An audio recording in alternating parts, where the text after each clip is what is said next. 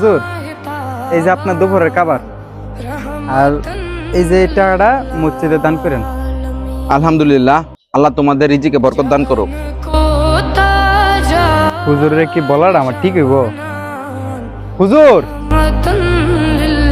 হুজুর, আপনার সাথে আমার একটু কথা আছে। হ্যাঁ, কি কথা বলো?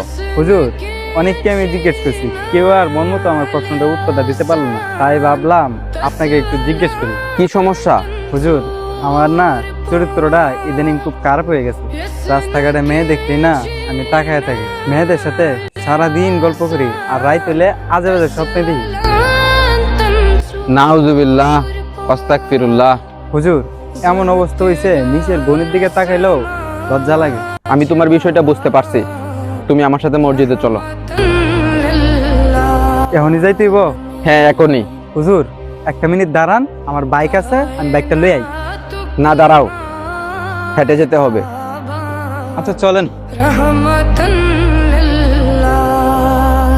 দাঁড়াও, তোমাদের ঘরে পানি আছে? কলের পানি? হ্যাঁ, কলের পানি, এক গ্লাস নিয়ে আসো।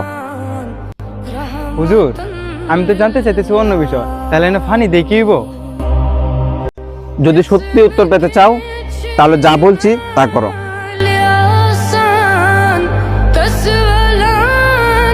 দুধ পানি লইকে আড়ন যায়। এই যে হুজুর। ভালো, এবার ঠিক আছে। আচ্ছা হুজুর, এইবার বলেন তো পানি দিয়ে কি করবেন?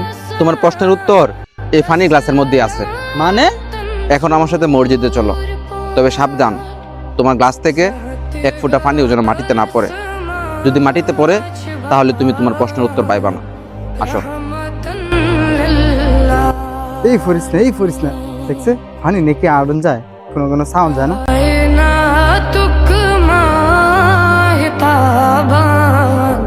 হুজুর, এইভাবে কি পানি নিয়ে আড়ন যায়? মসজিদের কত দূরা? এই তো আয়া পড়ছি মসজিদে। হুজুর, পানিটা একটু লেগে পড়ে গেছে গা। তুমি যে বাসা থেকে এই মসজিদ পর্যন্ত আমার সাথে আসলে, রাস্তাতে কত মানুষ গেল আইলো, তুমি কি তাদেরকে দেখছো? তোমার পাশ দিয়ে কতগুলো সুন্দরী কিশোরী গেল, শাড়ি পরা ছিল নাকি বোরকা পরা ছিল, সেইগুলো কি তুমি দেখছো?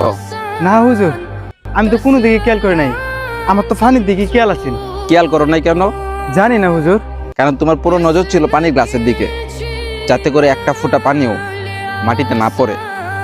আর গ্লাসের দিকে নজর থাকার কারণেই রাস্তাতে কত সুন্দরী মেয়ে গিয়েছে, শাড়ি পরে গেছে নাকি বোরকা পরে গেছে, এগুলো তুমি খেয়াল করো না।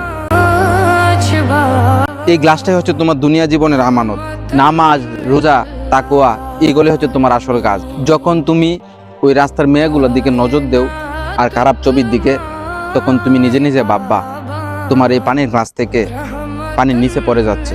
আর এই পানির গাছের দিকে যদি এখন যেভাবে নজর দিয়ে রাখছো, তুমি যদি এইভাবে নজর দিয়ে রাখো, তাহলে দেখবা তোমার সামনে দিয়ে যত অশ্লীল বা যাই যাক, তোমার নজর তাদের দিকে যাবে না।